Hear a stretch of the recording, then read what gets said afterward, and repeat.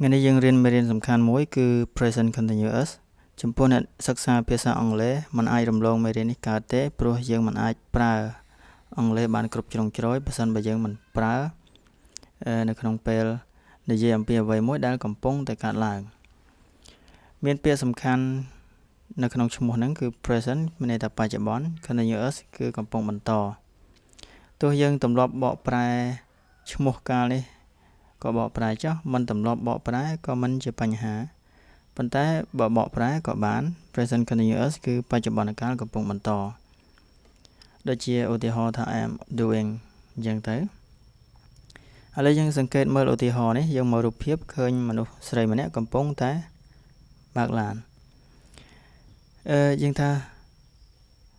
សំព្រេងបន្តិច Sarah is in her car យើងមើលរូបភាពទៅឃើញ Sarah នៅក្នុងឡានShe is on her way to work នាងកំពុងតែនៅតាមផ្លូវទៅធ្វើការអញ្ចឹងកំពុងនៅតាមផ្លូវទៅធ្វើការអញ្ចឹងយើងថា She is driving to work នាងកំពុងបើកបរដើម្បីទៅធ្វើការអញ្ចឹងគឺនាងកំពុងតែធ្វើសកម្មភាពហ្នឹង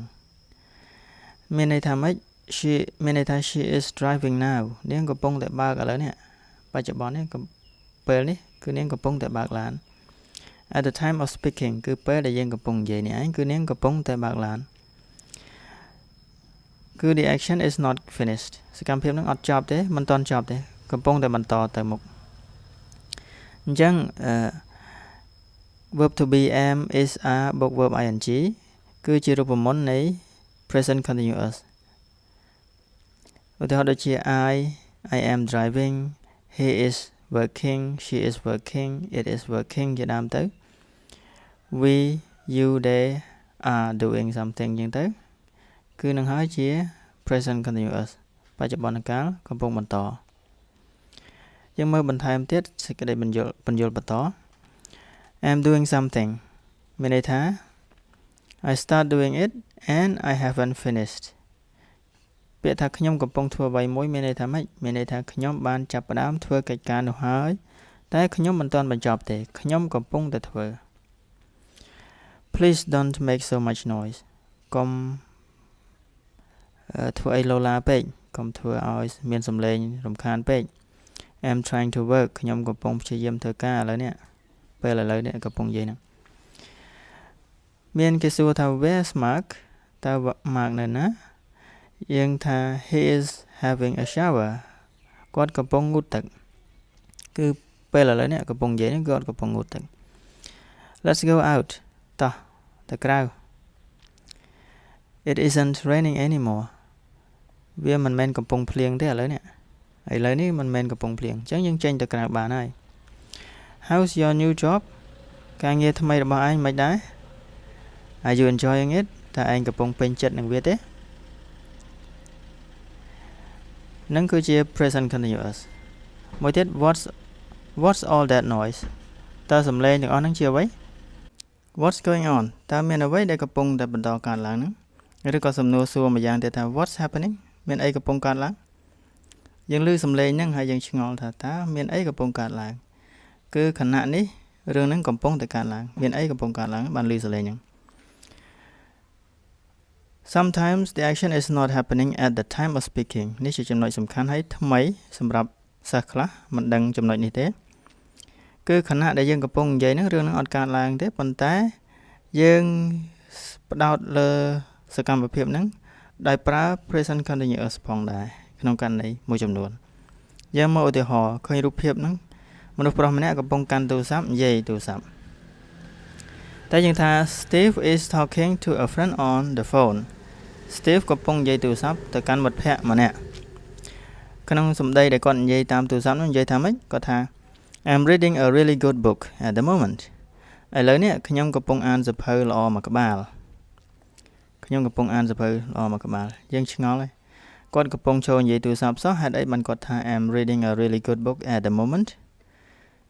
តែគាត់ថាសៀវភៅហ្នឹងនិយាយអំពីបុរសម្នាក់យ៉ាងនេះយ៉ាងនោះជាដើម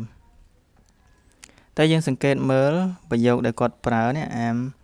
reading a really good book at the moment មានន័យថាម៉េចគឺ Steve says I'm reading a really good book ហ្នឹង but he is not reading the book at the time of speaking តែក្នុងពេលដែលគាត់និយាយទូរស័ព្ទគឺគាត់មិនបានកាន់សភៅបដានិយាយទូរស័ព្ទបដាទេគាត់មិនមែនអានសភៅទេក្នុងពេលហ្នឹងគឺមានន័យថាម៉េច he means that he has started reading the book but has not finished it yet មានន័យយ៉ាងពេលដែលគាត់និយាយប្រយោគហ្នឹងគឺសំដៅថាគាត់បានចាប់ផ្ដើមអានសភៅហ្នឹងហើយអានមិនទាន់ចប់ទេ he is in the middle of reading it គាត់កំពុងតែអានគឺមិនទាន់ចប់ទេប៉ុន្តែក្នុងខណៈពេលគាត់កំពុងនិយាយទូរស័ព្ទគាត់មិនមែនកំពុងអានសភៅទេតែគាត់នៅតែប្រើ present continuous បានក្នុងអត្ថន័យថាគាត់ផ្ដើមអានសភៅនឹងហើយតែអានមិនទាន់ចប់ទេដូច្នេះគាត់ថាគាត់កំពុងអានសភៅល្អមួយក្បាលហ្នឹងឧទាហរណ៍បន្ថែមក៏ស្តៀងគ្នាដែរដូចជាថា Kate wants to work in Italy គាត់ចង់ទៅធ្វើការនៅប្រទេសអ៊ីតាលីអញ្ចឹង Kate អញ្ចឹងគឺ she is learning Italian នាងកំពុងតែរៀនភាសាអ៊ីតាលីប៉ុន្តែពេលដែលយើងនិយាយថា she is learning Italian ជួនកាលនាងមិនមែនកំពុងរៀនអង់គ្លេសរៀនអ៊ីតាលីនៅក្នុងពេលដែលយើងនិយាយនេះទេជួនកាលគាត់កំពុងគេងកំពុងញ៉ាំបាយព្រោះមនុស្សមិនមែនរៀន24ម៉ោងលើ24ម៉ោងទេប៉ុន្តែក្នុងន័យថាគាត់បានចាប់ផ្ដើមរៀនអ៊ីតាលីហើយតែគាត់រៀនមិនទាន់ចប់វគ្គនៅឡើយទេគឺថានាងកំពុងរៀនអ៊ីតាលី She is learning Italian ឧទាហរណ៍មួយទៀត Some friends of mine are building their own house មិត្តខ្ញុំខ្លះកំពុងសាងសង់ផ្ទះ They hope to finish it next summer ពួកគេរំពឹងថាឬក៏សង្ឃឹមថានឹងបញ្ចប់នៅ summer រដូវក្តៅឆ្នាំក្រោយនោះអញ្ចឹងកំពុងសាងសង់ជាដំណើរការវែងមួយដែលមិនទាន់ចប់ទេចាប់ផ្ដើមសង់ហើយប៉ុន្តែសង់មិនទាន់ចប់ទេយើងមើលចំណុច C You can use the present continuous with today this week this year ពាក្យទាំងអស់នេះមានន័យសំខាន់មួយថា periods around now គឺកាលវេលាអំឡុងពេលនៅអំឡុងពេលជុំវិញបច្ចុប្បន្នយើងមើលប្រយោគឧទាហរណ៍យើងនឹងយល់ថែម You are working hard today ឯងកំពុងតែប្រឹងធ្វើការណាថ្ងៃនេះអញ្ចឹងវា around now មានន័យថា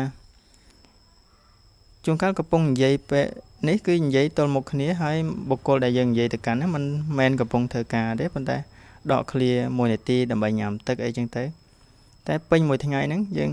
ឃើញជាទូទៅថាគាត់កំពុងតែប្រឹងធ្វើការទៅ B ឆ្លើយតបវិញថា Yes I have a lot to do ក្នុងកលៈទេសៈនេះក៏យើងប្រើ present continuous ដែរចំពោះពាក្យថា today this week this year ហ្នឹងអត្ថន័យហ្នឹងក៏តមកវិញថាខ្ញុំមានការងារធ្វើច្រើនណាស់អញ្ចឹងហើយបានខ្ញុំកំពុងតែប្រឹងធ្វើការថ្ងៃនេះមួយទៀត The company I work for isn't doing so well this year អញ្ចឹង this year ហើយ isn't doing well ក្រុមហ៊ុនដែលខ្ញុំកំពុងធ្វើការនេះកំពុងធ្វើការឲ្យហាក់ដូចជាមិនមែនកំពុងតែដំណើរការល្អទេរលុយបានតិចដំណើរការទៅរអាក់រអួលអីជាដើមទៅអញ្ចឹងក៏យើងប្រើ present continuous ដែរចំណុចចុងក្រោយ we use the present continuous when we talk about a change ពាក្យសំខាន់ថា a change that has started to happen we often use these verbs in this way ពាក្យ change ប្រែប្រួលគឺយើងឧស្សាហ៍ប្រើឃើញពាក្យ getting becoming changing improving starting beginning increasing rising falling growing getting ហើយនឹង becoming មានន័យស្តៀងគ្នាខ្លាំងណាស់មានន័យថាប្រែទៅជាយ៉ាងនេះទៅជាយ៉ាងនោះ change ប្រែប្រួល improve